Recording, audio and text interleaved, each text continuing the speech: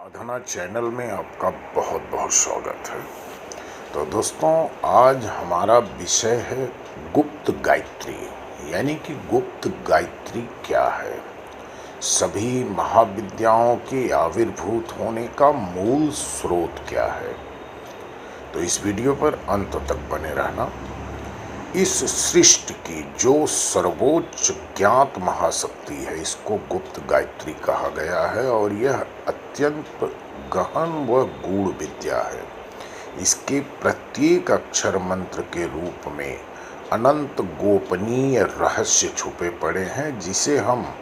शास्त्रार्थ, धर्म चर्चा अथवा विवेचना से कदापि नहीं जान सकते। इस परम गूढ़ विद्या को मात्र गहन साधना के माध्यम से ही जाना जा सकता है या प्राप्त किया जा सकता है, अन्यथा इसका कोई दूसरा मार्ग नहीं होता है। तो इस वीडियो पर अंत तक बने रहना और यदि आप हमारे चैनल पर पहली बार आए हो तो चैनल को सब्सक्राइब करके घंटी की बटन दबा लेना, ताकि हमारे सभी वीडियो आपको मिले और आप उससे ज्ञान प्राप्त करते रहें। तो आइए चलते हैं हम गुप्त गायत्री की तरफ। अधिकतर सज्जन या साधक यह जानते हैं कि श्री विद्या अथवा कोई भी एक महाविद्या ही सर्वोपरि सत्ता है, जबकि यथार्थ में ऐसा नहीं है। अनेकों महाविद्या उपासक अपनी थोड़ी सी भौतिक उपलब्धियों के अहंकार से आकंठ परिपूर्ण होकर स्वयं के द्वारा साधित मूल शक्ति के एक अंश मात्र स्वरूप महाविद्या को सर्वोपरि बताते हुए अन्य उपासकों को तुच्छ मानते और कहते हुए पाए जाते हैं, और उनके इस व्यवहार के लिए यदि उनका प्रतिरोध किया गया तो उनका अपमान मानकर भीषण कष्ट देने वाले निम्न श्रेणी के तंत्र प्रयोग सहित मारण प्रयोग तक करते हुए देखे जाते हैं। अपनी अपरिपक्वता का प्रतिरोध किए जाने पर भीषण कष्ट देने वाले निम्न श्रेणी के तंत्र प्रयोग सहित मारण प्रयोग तक करने वाले वह साधक जिनकी उपासना करते हैं, यह तनिक भी अपने आराध्य के साथ उनकी निकष्टता हो गई तो उनको तो सभी में अपना आराध्य की ही छवि दिखनी चाहिए, और ऐसा बहुत ही दुर्लभ होता है। अन्यथा सभी दैवी शक्तियों के नाम पर केवल अपने भौतिक अहंकार की ही उपासना करते हुए पाए जाते हैं, और अंत में वह अपने इस अहंकार में विलीन हो जाएंगे, न कि सर्वोपरि सत्ता में।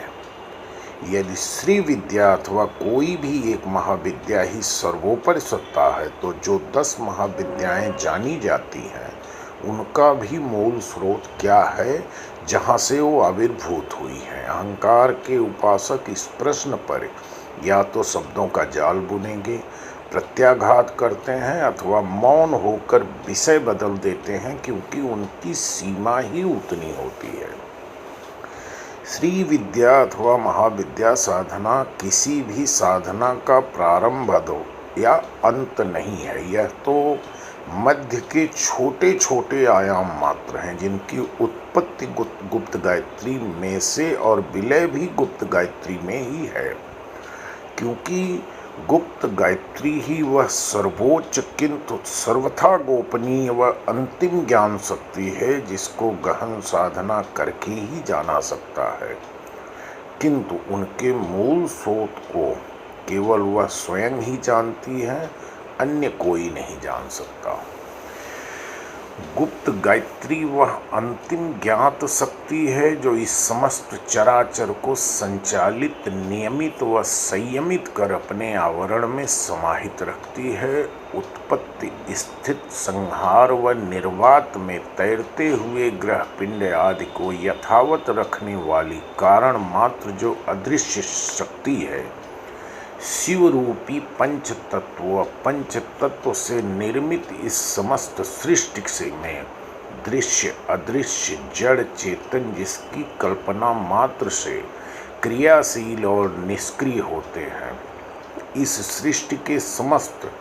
दृश्य, अदृश्य, जड़, चेतन सहित श्री विद्या ब्रह्म विद्या महाविद्याएं रूपी महाशक्तियाँ व ब्रह्मा विष्णु रुद्र आदि सृष्टि के नियंता, दिक्पाल आदि सृष्टि के पालक तथा समस्त ज्ञान विज्ञान गुण धर्म आदि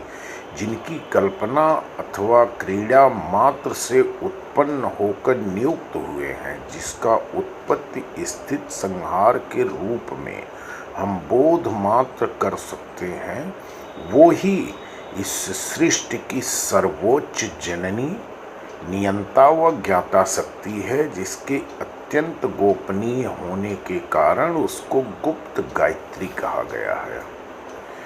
गुप्त गायत्री की साधना अत्यंत कठिन व दुर्गम है। इसके लिए इसके उपासक भी बहुत दुर्लभ ही होते हैं। यह गुप्त गायत्री मूल विद्या त्रय अक्षरी विद्या है। जब साधक इस विद्या की साधना करता है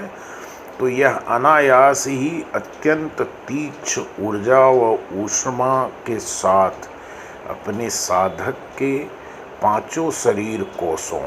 अन्नमय, प्राणमय, मनोमय, विज्ञानमय और आनंदमय कोश को क्रमशः भेदते हुए क्रमशः 3 से 6, 9, 12 और अंत में पंचदशाक्षरी के रूप में अपनी वृद्धि करते हुए साधक के आत्म तत्व को स्वयं में लीन कर लेती है और यहाँ से यह अपने विस्तार के परा व अपरा के रूप में 2 मार्ग निर्माण करती है। साथ ही यदि वह उपासक पंचदशाक्षरी विद्या पर ठहर गया है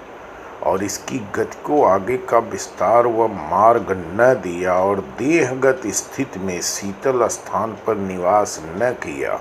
तो इसकी ऊर्जा व उष्मा इतनी अधिक तीक्ष्ण होती है कि वह महाविस्फोट कर जाती है और पांचों शरीर कोशों को विकृत कर देती है। इसलिए गुप्त गायत्री के साधक को सदैव शीतल स्थान पर रहकर त्रय अक्षरी विद्या से प्रारंभ करके षोडाक्षरी विद्या तक आना अनिवार्य होता है और इसकी गति को किसी भी एक अथवा क्रमशः 2 मार्गों पर आगे का विस्तार देना होता है।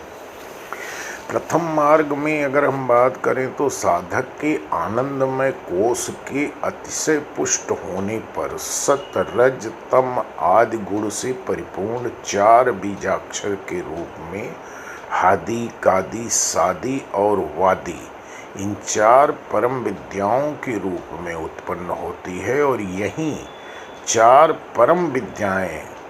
शक्ति के 4 कुल श्री कुल, काली कुल, तारा कुल और त्रिपुरा कुल कहलाते हैं। इन चारों कुलों में से उस कुल के बीजाक्षर से युक्त होकर क्रमशः 4 पुरुषार्थों धर्म, अर्थ, काम व मोक्ष को देने वाली षोडाक्षरी विद्या कहलाती है। तो दोस्तों, इसी के साथ मैं अपना वीडियो समाप्त कर रहा हूं और ओम नमः शिवाय लिखना न भूलिएगा और हमारे चैनल को सब्सक्राइब करके घंटी की बटन दबा लो। धन्यवाद। जय मां भद्रकाली।